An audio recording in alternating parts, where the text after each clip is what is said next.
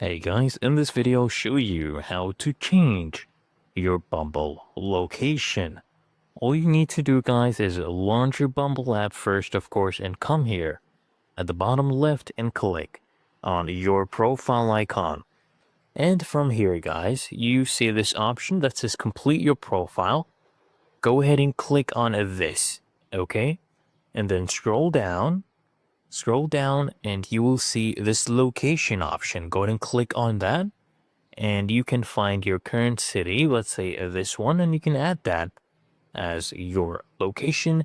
And you can even go a step further and add your hometown. Maybe you have moved to this location right now, that's where you're currently in, but you do have a hometown. You can go ahead and add that right here. Let's say Eldoret, Kenya. And now you have updated it, so you can just come back here, and if I come click on my profile, I'll show you that it automatically gets saved, as you can see. Really that easy and simple.